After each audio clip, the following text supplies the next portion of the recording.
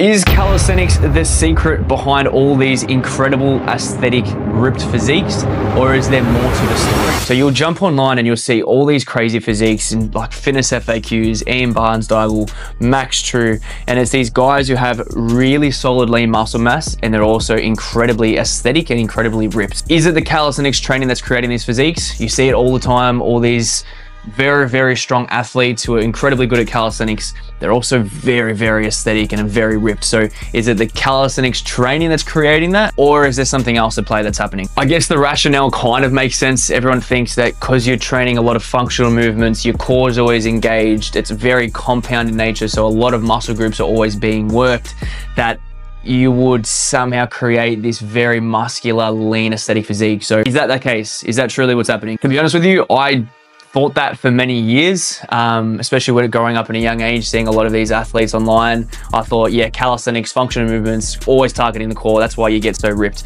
And it does make a little bit of sense. Now I've been training calisthenics for about 5 to 6 years, and I've been a calisthenics coach for close to the same amount of time. I think there's definitely a lot more variables involved, and it's not a calisthenics training directly. There's definitely a lot of factors. And without a doubt, the best way to answer that, we have to talk about a few facts first. One, the muscle does not know any difference between whether you're training with body weight or whether you're training with weight. The only thing it can discern is the amount of load and tension placed on that muscle, irrespective of whether it's an external load or an internal load, meaning your body weight. So obviously calisthenics is incredible for building muscle, especially if it's done correctly in terms of the right rep ranges, like 5 to 30 reps, push close to failure, using compound exercises. Everything in that nature does say it's pretty good for building muscle, somewhat comparable to weights. Probably not as advantageous as weights. You can really isolate muscle groups, reduce the stimulus to fatigue ratio, and it makes the variety a little bit better. But calisthenics can definitely be comparable to building muscle to weights. However, it doesn't exactly answer how calisthenics athletes have this particular aesthetic ripped physique compared to bodybuilders. Obviously, there's very big difference between the two. So what is it that creates this calisthenic aesthetic physique? So one argument is that calisthenics has a lot of compound exercises that target those shoulders and lats, and they're obviously going to create that more V-tapered kind of physique that you do see a lot of the time. So that is one argument that is kind of for the fact that calisthenics actually does create this physique.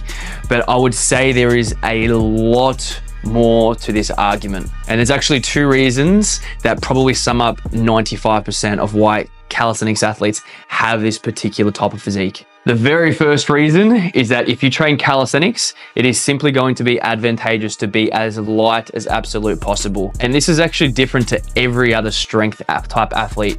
Generally speaking, the heavier you are, the more strength you're gonna have. So mass moves mass. If you think of powerlifters, strongman, the heavier you're gonna be, the more weight you're generally gonna be able to move. Simply because, as I said, mass moves mass.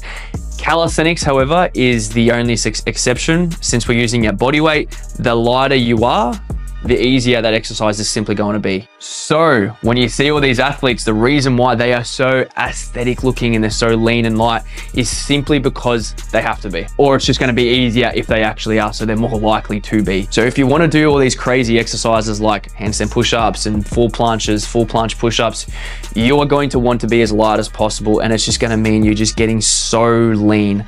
And you're obviously going to have muscle mass because you've been training for years. So that is why we're creating that very lean physique. So that is why we're creating that physique that you always see. However, there is now another component that a lot of people I don't think touch on.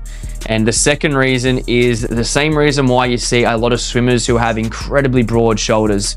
The same reason why basketballers and volleyballers are always about 6'5" and incredibly athletic. And that is because the typical genetics of someone who is lighter, able to put on lean muscle mass and stay lean naturally is going to be more advantageous and more prone to moving into calisthenics. And they're also going to be a lot more likely to actually be seen on your For You page when you scroll on Instagram, just because they're so genetically gifted. As the sport and calisthenics as a whole, it just promotes people who are shorter, lighter, and leaner.